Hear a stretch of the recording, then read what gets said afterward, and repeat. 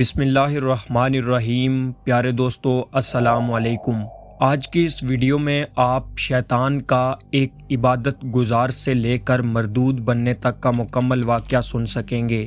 کرۂ ارض پر لڑائی جھگڑا دنگا فساد روز روز کا معمول تھا۔ غرور و تکبر میں ڈوبے مختلف قبائل ایک دوسرے کو نیچا دکھانے کے لیے ہمہ وقت آپس میں دست و گریباں رہتے۔ اس روز روز کی خون ریزی سے زمین لہو لہان ہو چکی تھی۔ خوفناک آوازوں سے پہاڑ و صحرا لرز اٹھے۔ خود اہل آسمان بھی مضطرب اور متفکر تھے۔ باری تعالیٰ نے جبریل امین علیہ السلام کو حکم دیا کہ فرشتوں کی ایک جماعت اس فساد کے کلا کما کے لیے زمین پر بھیجی جائے۔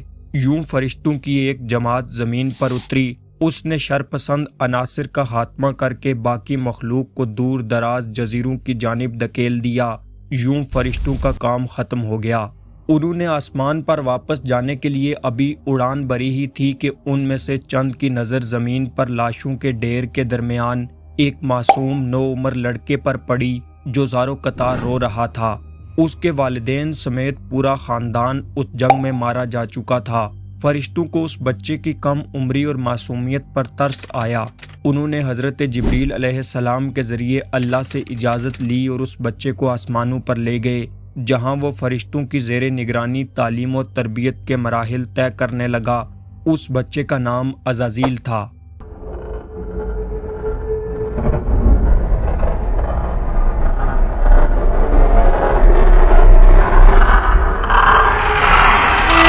زمین و آسمان کے وجود میں آنے کے بعد رب العالمین نے دو مخلوقات کو پیدا فرمایا، ایک نوری اور دوسری ناری۔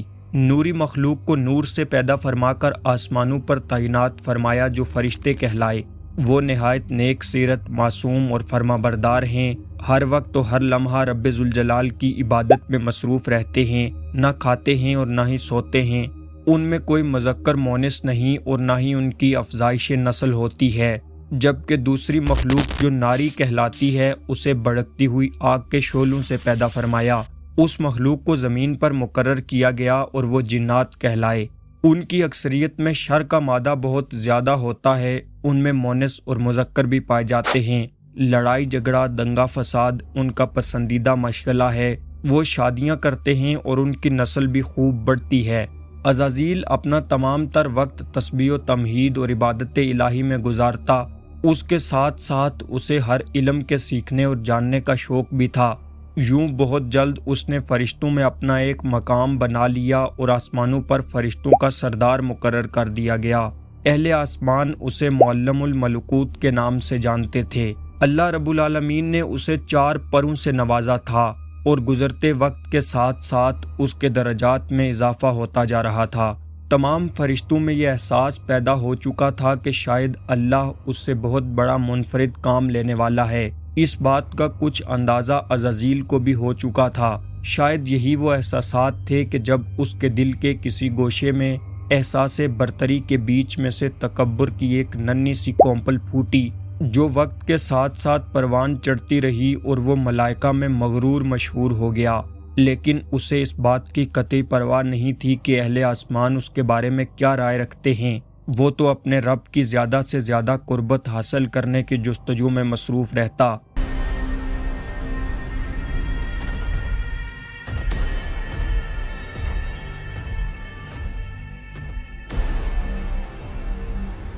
پیارے دوستو، ہمارا ایمان ہے کہ اللہ تعالیٰ کا کوئی بھی کام اور حکم حکمت سے خالی نہیں۔ یہ وہ وقت تھا کہ جب عزازیل اللہ کے مقرب فرشتوں میں اپنا مقام بنا چکا تھا، اور پھر وہ مبارک دن بھی آ گیا جب رب ذوالجلال نے فرشتوں کو مخاطب کر کے فرمایا، میں زمین پر اپنا نائب بنانے والا ہوں۔ تمام فرشتوں نے اللہ کا یہ فیصلہ سنا تو انہیں کچھ حیرانی ہوئی، کیونکہ زمین کی مخلوق کا دنگا فساد انہوں نے اپنی آنکھوں کے سامنے دیکھا تھا۔ اللہ رب العالمین نے حضرت آدم علیہ السلام کی پیدائش سے 2000 سال پہلے زمین پر جنات کو پیدا فرمایا تھا، جنہوں نے پہلے دن سے زمین پر قتل و غارت گری مچا رکھی تھی۔ یوں فرشتوں نے عرض کیا، اے پروردگار، یہ زمین پر فساد برپا کریں گے، آپس میں خون ریزی کریں گے، جبکہ ہم تو دن رات تیری تسبیح و تمہید میں مصروف رہتے ہیں۔ اللہ تعالیٰ نے فرمایا، بے شک لیکن جو میں جانتا ہوں وہ تم نہیں جانتے۔ یوں فرشتوں نے مشیت الہی کے آگے سر تسلیم خم کر دیا۔ پھر اللہ نے فرمایا میں مٹی کا ایک انسان بنانے لگا ہوں، پھر جب بنا چکوں اور اس میں اپنی روح پھونک دوں تو تم اس کے آگے سجدے میں گر پڑنا۔ حضرت ابو موسیٰ اشعری رضی اللہ تعالیٰ عنہ سے روایت ہے کہ رسول اللہ صلی اللہ علیہ وسلم نے فرمایا بے شک اللہ نے آدم کو ایک مٹھی مٹی سے پیدا فرمایا جو تمام روئے زمین سے لی گئی تھی، لہٰذا یہی وجہ ہے کہ اولاد آدم میں بھی زمین کی طرح گورے، سیاہ، سرخ، درمیانی، نرم و سخت طبیعت والے، اچھے اور برے لوگ ہیں۔ علامہ ابن کثیر لکھتے ہیں کہ اللہ عز و جل نے آدم علیہ السلام کو اپنے دست قدرت سے پیدا فرمایا اور وہ بغیر روح کے 40 سال تک پتلے کی صورت میں رہے۔ فرشتے جب اس پتلے کے پاس سے گزرتے تو اسے دیکھ کر گھبرا جاتے، اور سب سے زیادہ گھبرانے والا عزازیل یعنی ابلیس تھا۔ یہ اس کے پاس سے گزرتا تو اسے مارتا، جس کی وجہ سے اس کے جسم سے ایسی آواز نکلتی جیسے کھنکھناتی مٹی کی ٹھیکری سے نکلتی ہے۔ اللہ رب العالمین نے قرآن مجید میں بھی فرمایا اس نے انسان کو ٹھیکرے کی طرح کھنکھناتی مٹی سے بنایا۔ اس کے بعد ابلیس نے فرشتوں سے کہا تم اس سے کیوں ڈرتے ہو؟ یہ تو اندر سے خالی ہے، اگر میں اس پر مسلط ہو گیا تو میں ہی اسے ہلاک کر ڈالوں گا۔ جب اللہ نے تمام فرشتوں کو سجدے کا حکم دیا تو وہ سب سجدے میں گر گئے، مگر شیطان نے انکار کیا اور وہ غرور و تکبر میں آ کر کافر بن گیا۔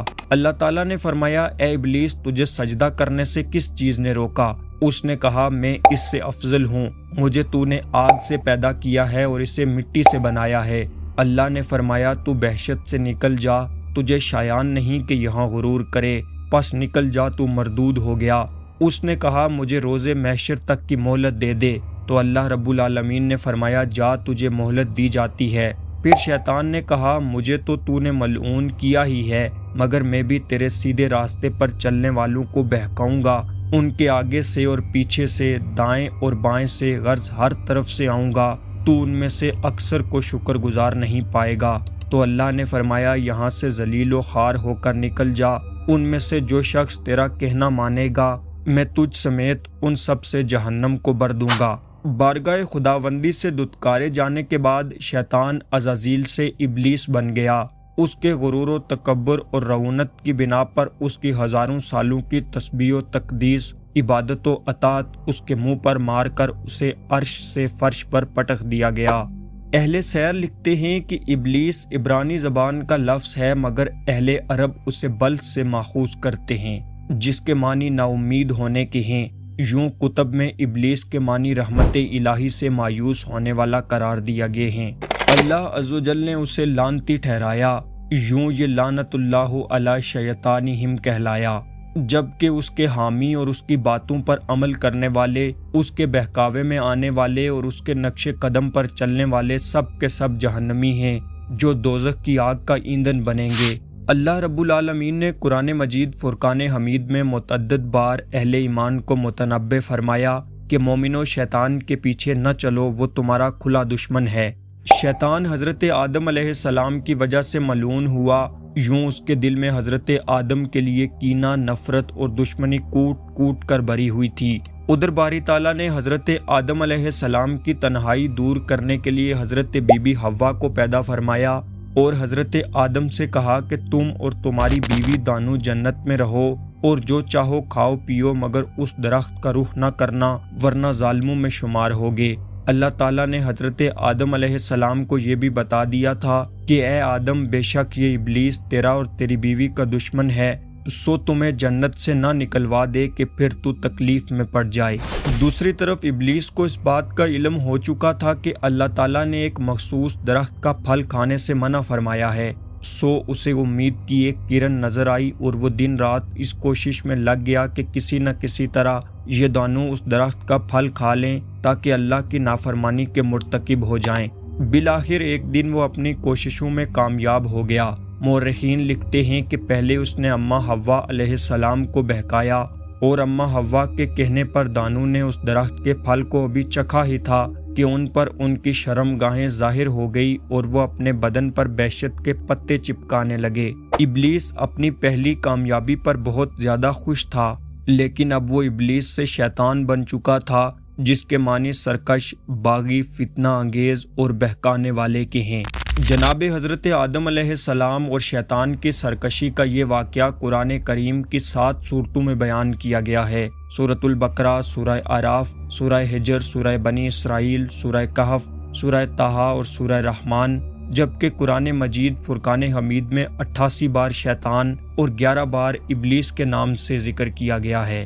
اللہ رب العالمین نے حضرت حوا اور حضرت آدم علیہ السلام کو معاف فرما کر دنیا کی جانب روانہ کر دیا۔ شیطان کو پہلے ہی جنت سے نکالا جا چکا تھا، لیکن اس کے بعد زمین پر خیر و شر، ہدایت و ضلالت، نیک و بد کے درمیان ایک نہ ختم ہونے والی جنگ کا آغاز ہونے جا رہا تھا۔ لیکن اللہ تعالیٰ نے شیطان کو پہلے ہی آگاہ فرما دیا تھا، جو میرے مخلص بندے ہیں ان پر تیرا کچھ زور نہیں چلے گا، کیونکہ شیطان انسان کا کھلا اور ازلی دشمن ہے، لہٰذا وہ اپنے پیروکاروں کے ساتھ دن رات انسان کی دنیا اور آخرت تباہ و برباد کرنے کے در پہ رہتا ہے۔ دنیا میں ہر چھوٹے سے چھوٹا اور بڑے سے بڑا گناہ شیطان کی پشت پناہی اور مدد ہی کی بنا پر سر انجام پاتا ہے۔ دلوں میں وسوسے پیدا کرنا شیطان کا سب سے بڑا ہتھیار ہے۔ یوں جہد مسلسل کے ذریعے وہ اکثر اپنی کوششوں میں کامیاب ہو جاتا ہے، لیکن احکامات الہی کے مطابق نیک لوگوں پر شیطان کا بس نہیں چلتا۔ شیطان ضدی اور خود سر ہے، لہٰذا مختلف حربے استعمال کرتا رہتا ہے۔ اس کے وسوسوں، مکر و فریب سے بچنے کے لیے زیادہ سے زیادہ استغفار، تعوذ یعنی اعوذ باللہ من الشیطان الرجیم، لا حول ولا قوۃ الا باللہ العلی العظیم کا ورد کیا جائے۔ ہر نماز کے بعد اور سوتے وقت سورہ فاتحہ، معوذتین یعنی سورہ فلق، سورہ ناس اور آیت الکرسی پڑھنے کو معمول بنایا جائے، کیونکہ مومن کے لیے سب سے افضل عمل ذکر الہی ہے۔ رسول اللہ صلی اللہ علیہ وسلم نے فرمایا کہ شیطان خون کی طرح انسان کے بدن میں دوڑتا رہتا ہے۔ اذان اور تکبیر کی آواز سن کر شیطان تیزی سے باہر کی جانب بھاگتا ہے، پھر دوران نماز واپس آ جاتا ہے کہ اس نے کتنی رکعتیں ادا کی ہیں۔ رسول اللہ صلی اللہ علیہ وسلم نے فرمایا، اگر نماز کے دوران کسی قسم کا شبہ محسوس ہو تو بیٹھے بیٹھے سہو کے 2 سجدے ادا کر لیا کرو۔ مزید نبی کریم صلی اللہ علیہ وسلم نے فرمایا کہ جب کوئی شخص سو کر اٹھے اور وضو کرے تو 3 مرتبہ ناک جاڑے، کیونکہ شیطان رات بھر اس کی ناک کے نتنے میں بیٹھا رہتا ہے، جس سے آدمی پر سستی غالب آ جاتی ہے، پس ناک جاڑنے سے وہ سستی دور ہو جاتی ہے۔ جب شام ہو جائے تو اپنے بچوں کو اپنے پاس روک لیا کرو، کیونکہ شیاطین اس وقت زمین پر پھیل جاتے ہیں۔ البتہ ایک گھڑی رات گزر جائے تو انہیں چھوڑ دو اور اللہ کا نام لے کر دروازے بند کر لو، کیونکہ شیطان کسی بند دروازے کو نہیں کھول سکتا۔ رسول اللہ صلی اللہ علیہ وسلم نے فرمایا، جب غصہ آئے تو اعوذ باللہ من الشیطان الرجیم پڑھ لیا کرو۔ آپ صلی اللہ علیہ وسلم نے مزید یہ بھی فرمایا، جس گھر میں سورہ بقرہ پڑھی جاتی ہے وہاں شیطان داخل نہیں ہوتا۔ ایک حدیث میں یہ بھی بیان کیا گیا کہ جس شخص نے مجھے خواب میں دیکھا بلا شبہ اس نے مجھے ہی دیکھا، کیونکہ شیطان میری صورت میں نہیں آ سکتا۔ آپ صلی اللہ علیہ وسلم نے فرمایا، برا خواب شیطان کی طرف سے ہے۔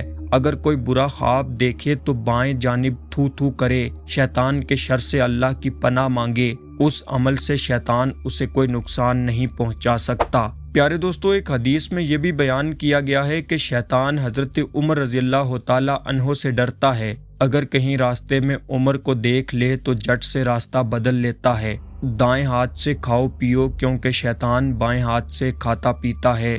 اگر کھاتے ہوئے کوئی نوالا نیچے گر جائے تو اسے جہاڑ کر کھا لو اور اسے شیطان کے لیے نہ چھوڑو۔ جب مرغ کی بانگ سنو تو اللہ سے اس کے فضل کا سوال کیا کرو، کیونکہ اس نے فرشتے کو دیکھا ہے، اور جب گدھے کی آواز سنو تو شیطان سے اللہ کی پناہ مانگو، کیونکہ اس نے شیطان کو دیکھا ہے۔ پیارے دوستو، یہ تھی شیطان کے متعلق ہماری آج کی ویڈیو۔ پہلے ہم نے آپ کو شیطان کا مکمل واقعہ سنایا اور پھر آخر پر کچھ احادیث مبارکہ بھی آپ کے سامنے پیش کی، جن سے یہ ثابت ہوتا ہے کہ شیطان ہمیشہ سے انسان کا دشمن ہے۔